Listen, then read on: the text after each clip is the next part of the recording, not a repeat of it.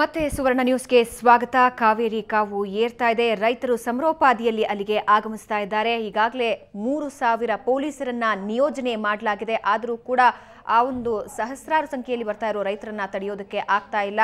ಸಾಕಷ್ಟು ಬಾರಿ ರಾಜ್ಯ ಸರ್ಕಾರಕ್ಕೆ, ರಾಜ್ಯದ ರೈತರಿಗೆ ಇದರಲ್ಲಿ ಅನ್ಯಾಯ ಆಗಿದೆ. ಪ್ರತಿ ಬಾರಿಯೂ ಕೂಡ ನೀರು ಹಂಚಿಕೆಯಲ್ಲಿ ತಾರತಮ್ಯ ಎಸಗಲಾಗ್ತಾ ಇದೆ. ಇದರಿಂದಾಗಿ ಈಗಾಗಲೇ ಬರ ಎದುರಿಸ್ತಾ ಇರುವಂತಹ ಅಲ್ಲಿನ ರೈತರಿಗೆ ಸಿಡಿಲು ಬಡದ ಹಾಗಾಗಿದೆ.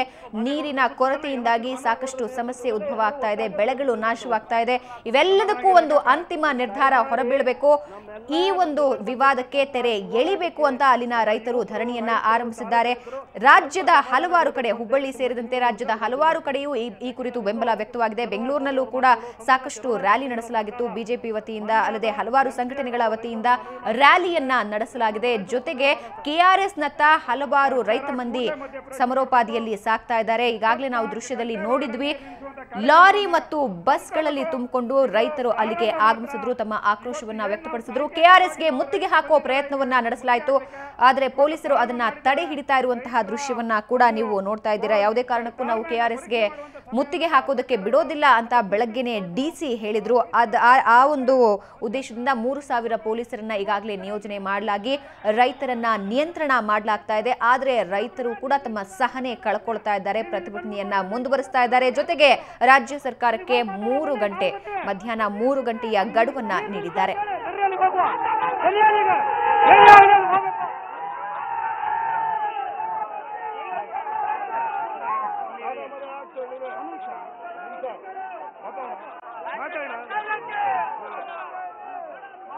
ಮಾಡಬಾರ್ದು ಕೆಲಸವನ್ನ ಮಾಡಿದ್ದಾರೆ, ಆಗಬಾರ್ದು ಆಗಲೇ ಆಗುತ್ತೆ. ಇದನ್ನ ಯಾರು ತಪ್ಪಿಸಕ್ಕಾಗೋದಿಲ್ಲ. ಇವತ್ತು ನಡೀತಾ ಇರ್ತಕ್ಕಂಥದ್ದು ಕೇವಲ ಸಾಂಕೇತಿಕವಾದ ಹೋರಾಟ. ಈಗ ನಿನ್ನೆ ತಾನೇ ಕವಿತಾ ಕುಮಾರಸ್ವಾಮಿ ಅವರು ಏನ್ ಹೇಳಿದ್ರು ಆ ರೀತಿಯಲ್ಲಿ ಮಹದೇವೇಗೌಡರು, ಎಸ್.ಎಂ. ಕೃಷ್ಣ ಅವರು, ದೇವೇಗೌಡರು ಕೂತು ಇದಕ್ಕೆ ಪರಿಹಾರ ಹುಡುಕಬೇಕು. ತತ್ಕ್ಷಣ ನೀರನ್ನ ನಿಲ್ಲಿಸಿ ಮುಂದಿನ ಹೋರಾಟ ಮಾಡಬೇಕಾಗ್ತದೆ. ಮುಂದಿನ ಅನಾಹುತ ಈಗಾಗಲೇ ನೋಡಿದ್ರಿ ಹಿಂದೆ ಈ ಹೋರಾಟದಲ್ಲಿ. ಮತ್ತೆ ಇದನ್ನ ಮಾಡೋದು ಬೇಡ. ಈ ಸರ್ಕಾರದಿಂದ ಏನೂ ಸಾಧ್ಯ ಇಲ್ಲ. ಲೂಟಿಗೋರು ಸರ್ಕಾರ ಇದು. ಈ ಜಿಲ್ಲೆಯ ಜನದ ರಕ್ತವನ್ನು ಕುಡಿತಾ ಇದ್ದಾರೆ. ಈ ಸರ್ಕಾರಕ್ಕೆ ಧಿಕ್ಕಾರ. ಬಿಜೆಪಿ ಸರ್ಕಾರಕ್ಕೆ, ಕೇಂದ್ರ ಸರ್ಕಾರಕ್ಕೆ. ರೈತರೆಲ್ಲ ಬನ್ನಿ ಒಕ್ಕದಾಗ ನಾವೇ ಕೇಳ್ಕಿತ ಬಿಡೋದಿಲ್ಲ. ಯಾವ ಸಂಸದರು ಮಾಡೋದಿಲ್ಲ, ಶಾಸಕರು ಮಾಡೋದಿಲ್ಲ. ಎಲ್ಲ ಬದಿಯಲ್ಲಿ ಹೋಗುವ ಬರ್ಬೇಕೀಗ. ಯಾಕೆ ಬರ್ಬೇಕಿಲ್ಗ? ಏನ್ ಬರ್ಬೇಕು?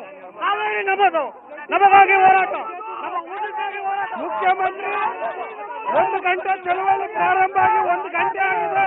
ಇನ್ನೂ ಕೂಡ ಯಾವುದೇ ರೀತಿ ತೀರ್ಮಾನಕ್ಕೆ ಬರಲಿಲ್ಲ. ಈ ಕೂಡಲೇ ತೀರ್ಮಾನಕ್ಕೆ ಬರಬೇಕು. ಇಲ್ಲ ಅಂದ್ರೆ ಈ ಸ್ಥಳದಲ್ಲಿ ಯಾವ ಪರಿಸ್ಥಿತಿ ನಿರ್ಮಾಣ ಆಗುತ್ತೆ ಅಂತ ಹೇಳಿ ಬಹುಶಃ ಟಿವಿನಲ್ಲಿ ಮುಖ್ಯಮಂತ್ರಿಗಳು ನೋಡ್ತಾ ಇರಬೇಕು. ಕೆಲವೇ ಕ್ಷಣದಲ್ಲಿ ತೀರ್ಮಾನವನ್ನ ನೀವು ತಕೊಂಡು ನೀರನ್ನ ನಿಲ್ಲಿಸ್ತೇ ಹೋದ್ರೆ ಖಂಡಿತವಾಗ್ಲೂ ಕೂಡ ಇಲ್ಲಿ ಬಹಳಷ್ಟು ಅನಾಹುತ ಆಗುತ್ತೆ.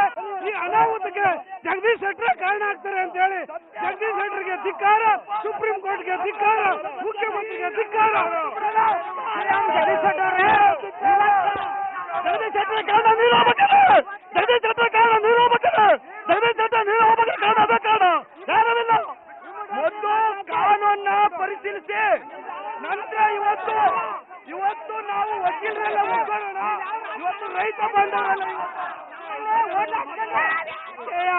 ಜೈಲಲ್ಲಿ ಹಿಡ್ಕೊಂಡ್ ಬಂದ್ರೆ ಎಲ್ಲ ರೇಪ್ ಮಾಡ್ಬೋದು, ರೇಪ್ ಮಾಡ್ಬೋದು, ರೇಪ್ ಮಾಡ್ಬೋದು.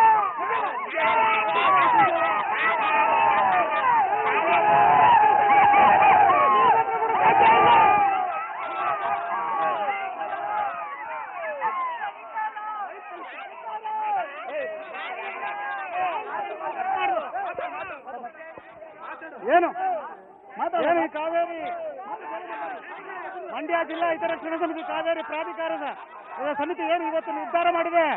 ಈ ಒಂದು ನಿರ್ಧಾರದ ಹಿನ್ನೆಲೆಯಲ್ಲಿ ಇವತ್ತು ಎಲ್ಲ ರಾಜಕೀಯ, ನಮ್ಮ ಜಿಲ್ಲೆಯ ಎಲ್ಲ ರಾಜಕೀಯ ಜನಪ್ರತಿನಿಧಿಗಳು ಎಲ್ಲರೂ ಕೂಡ ಬಂದಿದ್ದೀರಿ. ಆದ್ರೆ ಎಲ್ಲ ರಾಜಕೀಯ ಪಕ್ಷಭೇದವನ್ನು ಮರೆತು ನೀವು ಎಲ್ಲ ಜನಪ್ರತಿನಿಧಿಗಳು ಮೊದಲು ಒಂದು ನಿರ್ಧಾರಕ್ಕೆ ಬನ್ನಿ. ಇಲ್ಲಿ ಬಂದಿರತಕ್ಕಂಥದ್ದು ಕಾವೇರಿ ಹಿತರಕ್ಷಣಾ ಸಮಿತಿ ಪರವಾಗಿ ಕಾವೇರಿ ಹೋರಾಟಕ್ಕೋಸ್ಕರ ಹೊರತು ಇಲ್ಲಿ ಯಾವುದೇ ಪಕ್ಷದ ಹಿತಕ್ಕಲ್ಲ ಅಥವಾ ಯಾವ ನಾಯಕರ ವೈಭವೀಕರಿಸುವುದಕ್ಕಲ್ಲ. ಆದ್ದರಿಂದ ಎಲ್ಲ ನಾಯಕರು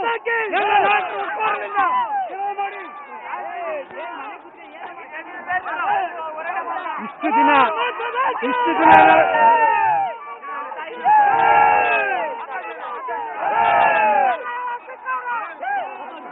ಕೇಂದ್ರ ಸರ್ಕಾರವಾಗಲಿ ರಾಜ್ಯ ಸರ್ಕಾರವಾಗಲಿ ಈ ಕೂಡಲೇ DC ಕೃಷ್ಣಯ್ಯನವರಿಗೆ ಆದೇಶ ಕೊಟ್ಟು ತಕ್ಷಣವೇ ನೀರು ನಿಲ್ಲಿಸಕ್ಕೆ ಅವರು ಮಾಡಲಿಲ್ಲ ಅಂದ್ರೆ ಮುಂದೆ ರಾಜ್ಯ ಸರ್ಕಾರವು ಉನ್ನತವಾದಂತ ಕಷ್ಟಕ್ಕೆ ಸಿಗಾಕೋಬೇಕಾದಂತ ಪರಿಸ್ಥಿತಿ ಬರುತ್ತೆ.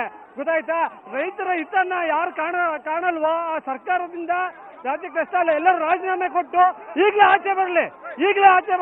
ಈಗ ಸದ್ಯಕ್ಕೇನೆ ಕಾವೇರಿ ಹೋರಾಟಕ್ಕೆ ನೋಡಿ ಇವತ್ತು ಬಂದಿರೋದು ಜನನೇ ಸಾಕ್ಷಿ. ಕಾವೇರಿ ಹೋರಾಟ ದಯವಿಟ್ಟು ರಾಜಕೀಯ ಮಾಡಬೇಡಿ. ಕಾವೇರಿ ಪ್ರಾಧಿಕಾರಕ್ಕೆ ನಾವು ಮನವಿ ಮಾಡ್ಕೊತೀವಿ. ಇವತ್ತು ಈ ಜನ ನೋಡಿ, ಈ ರೈತರು ನೋಡಿ, ಅವ್ರ ಸ್ವಾರ್ಥಕ್ಕೆ ಬಂದಿಲ್ಲ, ಕಾವೇರಿಗೆ ಬಂದಿರೋದು ನಾವು. ದಯವಿಟ್ಟು ರಾಜಕಾರಣಿಗಳು ಏನ್ ಮಾಡ್ತಾ ಇದ್ರಿ?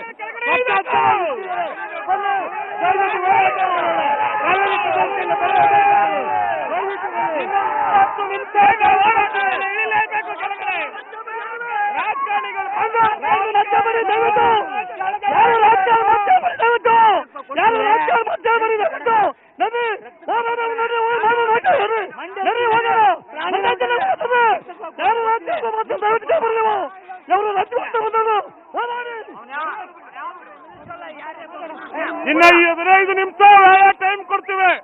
ಅಷ್ಟ್ರ ಒಳಗೆ ಏನಾದ್ರೂ ನೀರ ನಿಲ್ಲಿಸ್ತೇ ಹೋದ್ರೆ ಇಲ್ಲಿರೋ ರೈಲು ಯಾವುದೇ ಪ್ರಾಣ ತ್ಯಾಗಕ್ಕೆ ಕೂರನೆ.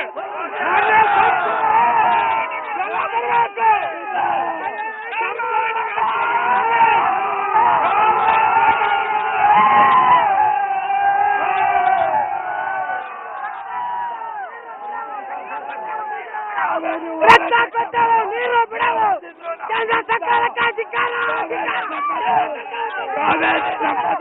ಯಾವತ್ತಿನ ಕಾವೇರಿ ಹೋರಾಟಕ್ಕೆ ನಾವು ಯಾವಾಗಲೂ ಸದಾ ಮಂಡ್ಯ ಜಿಲ್ಲೆ ಜನತೆ ಎಲ್ಲ ಸಿದ್ಧವಾಗಿ ನಾವು ಎಲ್ಲದಕ್ಕೂ ಪ್ರಾಣ ತ್ಯಾಗ ಮಾಡಿಕೊಂಡು ರೆಡಿಯಾಗಿದ್ದೇವೆ. ಕಾವೇರಿ ನಮ್ಮದು, ರಕ್ತ ಕೊಟ್ಟವು, ನೀರು ಬಿಡವು. ಸರ್ 2 ವರ್ಷದಿಂದ ಇಡೀ ನಮ್ಮ KRS ವ್ಯಾಪ್ತಿಯಲ್ಲಿ ಬರಗಾಲ ಬಂದಿದೆ. ಈ ವರ್ಷ ಏಕಾಏಕಿ ತಮಿಳುನಾಡಿಗೆ ಪ್ರಧಾನಮಂತ್ರಿಯವರು ನೀರು ಹರಿಸ್ತಾ ಇರೋದ್ರಿಂದ ಸತತವಾಗಿ 3 ವರ್ಷ ರೈತರು ಆತ್ಮಹತ್ಯೆ ಮಾಡ್ಕೊಳ್ಳೋ ಸ್ಥಿತಿಗೆ ಬಂದಿದ್ದಾರೆ. ದಯವಿಟ್ಟು ಇದನ್ನ ನಿಲ್ಲಿಸ್ತೇ ಹೋದ್ರೆ ಇಡೀ ಕರ್ನಾಟಕದ ಎಲ್ಲಾ ರಾಜ್ಯದ ರೈತರು ಬಂದಿಲ್ಲಿ ಆತ್ಮಹತ್ಯೆ ಮಾಡ್ಕೊತಾರೆ ಅಂತ ಈ ವಿನಂತಿ ಮಾಡ್ಕೊಳ್ತಾ ಇದ್ದೇವೆ.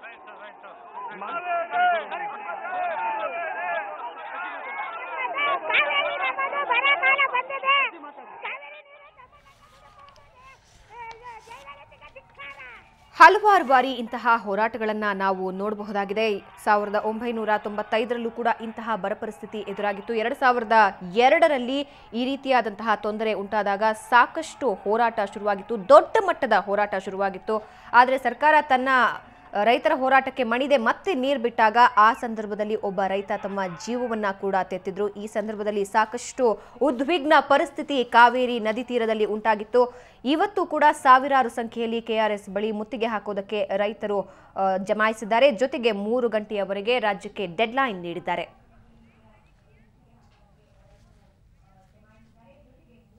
ಈಗ ಬ್ರೇಕ್ ನಂತರ ಸುವರ್ಣ ನ್ಯೂಸ್ ಮುಂದುವರಿಯುತ್ತೆ.